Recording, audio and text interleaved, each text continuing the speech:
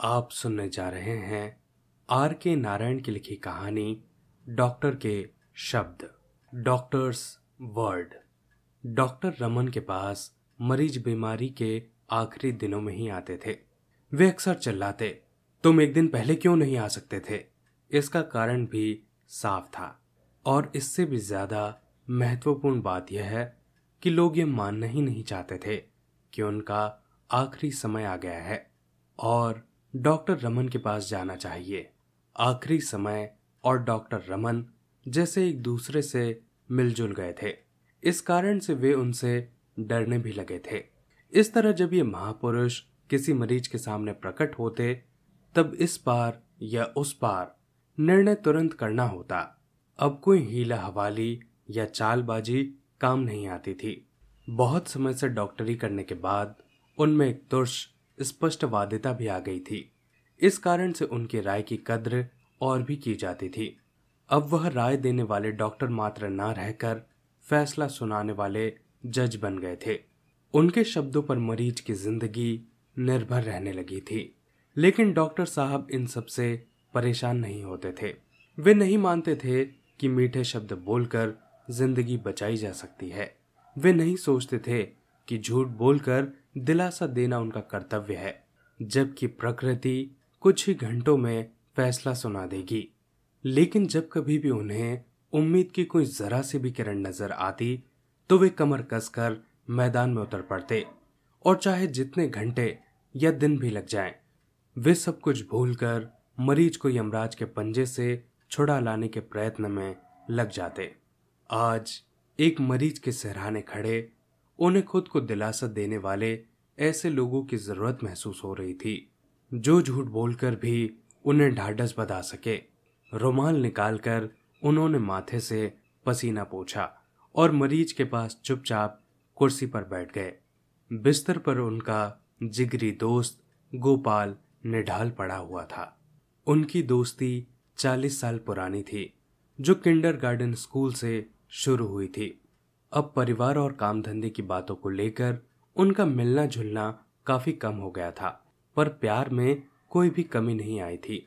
इतवार के दिन शाम को अक्सर गोपाल उनके पास पहुंच जाता और अस्पताल के एक कोने में चुपचाप बैठा प्रतीक्षा करता रहता कि डॉक्टर साहब कब खाली होते हैं।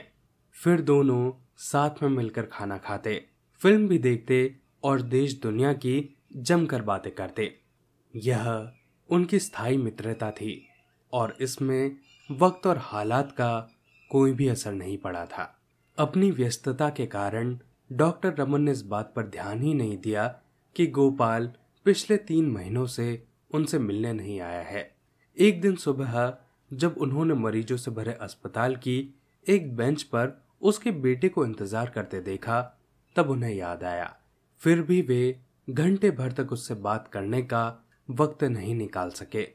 इसके बाद जब वे ऑपरेशन रूम में जाने के लिए उठे तो उसके पास जाकर बोले, क्यों आए हो बेटा? लड़का झेपते हुए धीरे से बोला, माँ ने भेजा है। क्या बात है, पापा बीमार हैं? आज ऑपरेशन का दिन था और 3 बजे तक वे फुर्सत नहीं पा सके थे।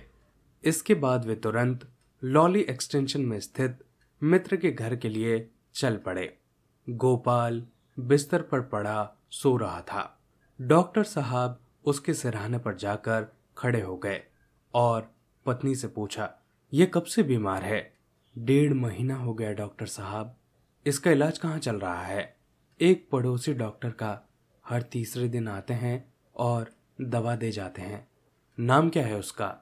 यह नाम उन्होंने कभी सुना नहीं था। बोले, मैं इसे नहीं जानता, लेकिन मुझे तो बताना था। तुमने खुद खबर क्यों नहीं की? हमने सोचा आप व्यस्त होंगे और व्यर्थ में आपको परेशान करना होगा, पत्नी ने बड़ी दयनीयता से कहा। वह काफी परेशान नजर आ रही थी। डॉक्टर समझ गए अब गंवाने लायक वक्त नहीं बचा है। उन्होंने कोट उतारा और बक्सा खोला, इंजेक्शन ट्यूब निकाली, सुई खौलते पानी में रख दी। पत्नी उन्हें यह सब करते हुए देखकर और भी परेशान होने लगी और सवाल पूछने लगी। अब सवाल मत करो, डॉक्टर ने जोर से कहा। उसने बच्चों पर नजर डाली। जो खौलते पानी में सुई को उछलते हुए देख रहे थे। वे बोले, बड़े लड़के को यहीं रहने दो, बाकी सबको किसी और कमरे में भेज दो। मरीज की बाह में इंजेक्शन लगाकर वे कुर्सी पर बैठ गए और घंटे भर उसे देखते रहे। मरीज शांत पड़ा हुआ था। डॉक्टर के चेहरे पर पसीना निकल आया और थकान से उनकी आंखें मूंदने लगी। मरीज की पत्नी कोने में खड़ी चुपचाप यह सब देख रही थी। फिर धीरे से बोली, आपके लिए कॉफी बनाऊं? नहीं। हालांकि वह भूख से बेहाल हो उठे थे। उन्होंने दोपहर का खाना भी नहीं खाया था। थोड़ी देर बाद वे उठे और बोले, मैं जल्द लौट आऊंगा, इन्हें बिल्कुल भी मत छेड़ना। थैला उठाया और बाहर खड़ी कार में जा बैठे। 15 मिनट बाद वे वापस आ गए। साथ में एक नर्स और एक सहायक भी थे। पत्नी से बोले, मैं एक ऑपरेशन करूंगा। क्यों, क्या हुआ? पत्नी ने घबरा कर पूछा। बाद में बताऊंगा, अभी तुम लड़के को यहीं छोड़ दो और पड़ोसी के घर चली जाओ, और जब तक मैं बुलाऊं नहीं वापस मत आना। पत्नी बेहोश होकर जमीन पर गिरने को हुई, लेकिन नर्स ने उसे संभाल लिया और बाहर जाने में मदद की। रात को करीब 8 बजे मरीज ने आंखें खोली और बिस्तर पर धीरे से हिला। सहायक बहुत खुश हो गया और कहने लगा, अब ये जरूर ठीक हो जाएंगे। डॉक्टर ने भावहीन आंखों से उसे देखा और धीरे से कहा, इसे ठीक करने के लिए मैं कुछ भी करने के लिए तैयार हूं, लेकिन इसके दिल का क्या होगा? नाड़ी में तो सुधार हुआ है, ठीक है, लेकिन इस पर भरोसा नहीं किया जा सकता। ऐसे मामलों में शुरू में हल्का सुधार दिखाई देता है, लेकिन वह टिकता नहीं है, वह झूठा साबित होता है। मगर थोड़ी देर सोचते रहकर वे बोले, अगर नाड़ी सवेरे 8 बजे तक चलती रही तो वे अगले 40 बरस तक चलती रहेगी, लेकिन मुझे शक है कि रात 2 बजे के बाद भी यह इसी तरह चलती रहेगी। इसके बाद उन्होंने अपने सहायक को वापस भेज दिया और मरीज के पास आकर बैठ गए। 11 बजे के करीब मरीज ने फिर आंखें खोली और डॉक्टर की तरफ देखकर मुस्कुराया। उसमें हल्का सुधार हुआ था और उसने कुछ खाना भी खाया। घर भर में चैन और खुशी की लहर दौड़ गई। सब डॉक्टर के पास आकर खड़े हुए और कृतज्ञता भेंट करने लगे, लेकिन वे चुपचाप बैठे मरीज की ओर देखते रहे। लगता था कि वे किसी बात को सुन नहीं रहे हैं। पत्नी पूछने लगी, अब ये खतरे से बाहर हैं? बिना सर घुमाए उन्होंने कहा, इन्हें हर 40 मिनट के बाद ग्लूकोज और ब्रांडी देते रहो, 2 चम्मच काफी होगी। पत्नी रसोई घर में चली गई। वह बेचैन हो रही थी। वह चाहती थी कि जो भी सच्चाई हो, अच्छी या बुरी, उसे पता चल जाए। डॉक्टर साहब कुछ स्पष्ट क्यों नहीं बता रहे? दुविधा उसके लिए असहाय होती जा रही थी। शायद वे मरीज के सामने ही कुछ ना कहना चाहते हो, इसलिए रसोई घर के दरवाजे से उसने उन्हें इशारे से बुलाया। वे चले गए तो उसने पूछा, अब ये कैसे हैं? बच तो जाएंगे? डॉक्टर ने होठ काटे और जमीन की ओर देखते हुए धीरे से बोले, अपने आप पर काबू रखो और इस वक्त और कोई सवाल मत करो। भय से पत्नी की आंखें फैल गई। उसने उनके हाथ कसकर पकड़ लिए और कहने लगी, मुझे सच बता दीजिए, इस वक्त मैं तुमसे बात नहीं कर सकूंगा। यह कहकर वे कुर्सी पर जाकर फिर बैठ गए। पत्नी ने चीख कर रोना शुरू कर दिया। आवाज सुनकर मरीज ने चौंक कर अपनी आंखें खोली और देखने लगा कि क्या बात है। डॉक्टर साहब फिर उठे, रसोई की ओर गए, दरवाजा बाहर से बंद कर दिया और कुंडी चढ़ा दी, जिससे कि आवाज बाहर निकलने से रुक गई।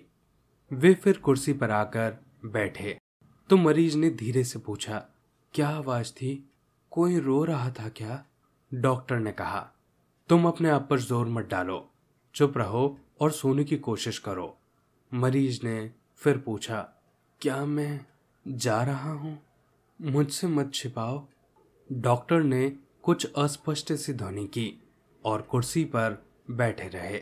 उनके जीवन में ऐसी स्थिति कभी नहीं आई थी। लीपापोती उनके स्वभाव में नहीं थी। इसी कारण से लोग उनके शब्दों को बहुत महत्व देते थे। उन्होंने मरीज की तरफ एक नजर डाली। उसने इशारे से उन्हें पास बुलाया और धीरे से कहने लगा, मैं जानना चाहता हूं कि मैं और कितना जीऊंगा। मुझे वसीयत पर दस्तखत करना है। वह तैयार रखी है। पत्नी से कहो उसे उठा लाए। तुम गवाह के दस्तखत भी कर देना। डॉक्टर बोले, इस वक्त अपने आप पर दबाव मत डालो, शांत रहने की कोशिश करो। लेकिन यह कहते हुए वे स्वयं को मूर्ख महसूस कर रहे थे। सोचने लगे, कितना अच्छा हो मैं सबसे बचकर किसी ऐसी जगह चले जाऊं जहां मुझसे कोई सवाल न पूछा जा सके। मरीज ने अपने कमजोर हाथों से डॉक्टर की कलाई फिर से पकड़ ली और जोर देकर कहने लगा, राम, यह मेरा सौभाग्य है कि तुम इस वक्त यहाँ मेरे पास हो। मैं तुम्हारे शब्दों पर विश्वास कर सकता हूँ। मैं जायदाद का मामला सुलझाकर जाना चाहता हूँ, नहीं तो मेरे बाद पत्नी और बच्चों को बड़ी परेशानियों का सामना करना पड़ेगा। तुम्हें सुब्बिया और उसके लोगों की जानकारी है। वक्त रहते मुझे दस्तखत कर लेने दो। बताओ, ठीक है? लेकिन जरा ठहरो, डॉक्टर ने उत्तर दिया। फिर वे उठे और बाहर अपनी गाड़ी में जाकर बैठ गए। सोचने लगे। घड़ी देखी, आधी रात हो चुकी थी। वसीयत पर दस्तखत होने हैं तो 2 घंटे में हो जाने चाहिए, नहीं तो वे संपत्ति के बारे में जिम्मेदार नहीं होना चाहते थे। घर की समस्याओं का उन्हें अच्छी तरह ज्ञान था और सुब्बिया तथा उसके लोगों की भी उन्हें सही जानकारी थी। लेकिन इस वक्त वे क्या कर सकते थे? अगर वे वसीयत पर दस्तखत करने की सुविधा उसे दे देते तो यह उसकी मौत का परवाना भी हो सकता है, क्योंकि इसके कारण जीवित रहने की उसकी कोशिश एकदम खत्म हो जाएगी। वे गाड़ी से निकले और घर की तरफ चल पड़े। फिर कुर्सी पर जाकर बैठ गए। मरीज बार बार उन्हें देखे जा रहा था। डॉक्टर ने खुद से कहा, अगर मेरे शब्द इसे बचा सकते हैं तो इसे मरना नहीं चाहिए। वसीयत की फिर जरूरत ही क्या है? वे बोले, सुनो गोपाल, यह पहली दफा वे अपने मरीज के सामने नाटक करने जा रहे थे, झूठ बोलकर उसकी जीवन जीने की इच्छा जगाने के लिए। मरीज के ऊपर झुककर वे जरा ज्यादा जोर से बोले, तुम वसीयत की फिक्र मत करो, तुम जियोगे, तुम्हारा दिल बहुत मजबूत है। यह सुनते ही मरीज के चेहरे पर चमक आ गई। संतोष की सांसें भरकर उसने कहा, तुम कह रहे हो ये? तुम्हारे मुंह से निकली बात जरूर सच होगी। डॉक्टर ने कहा, हाँ, मैं कह रहा हूं। तुम हर क्षण ठीक हो रहे हो। अब सो जाओ, गहरी नींद में सो जाओ। मन में सब परेशानियों को निकाल दो। मैं तुमसे सवेरे मिलूंगा। मरीज ने कृतज्ञ भाव से डॉक्टर की ओर देखा और फिर आंखें बंद कर ली।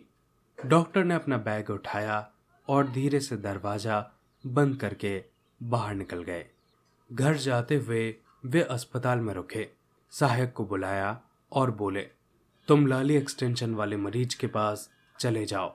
दवा की एक ट्यूब साथ ले जाना, वह किसी भी क्षण जा सकता है। कष्ट अगर ज्यादा हो तो यह ट्यूब उसे दे देना। जल्दी करो, जाओ। दूसरे दिन 10 बजे वह फिर वहां पहुंच गए। कार से निकलते ही मरीज के कमरे की ओर तेजी से गए। मरीज जाग रहा था और ठीक दिख रहा था।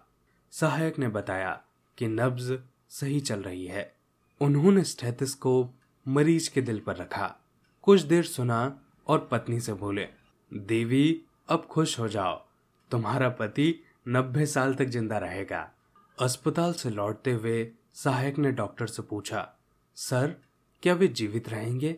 अब मैं शर्त लगाकर कह सकता हूं कि गोपाल 90 साल तक जिंदा रहेगा। लेकिन यह मेरे लिए हमेशा पहेली बनी रहेगी कि वह यह हमला कैसे झेल गया। दोस्तों, ये थी पूरी कहानी। आप सुन रहे थे आर के नारायण की लिखी कहानी डॉक्टर के शब्द।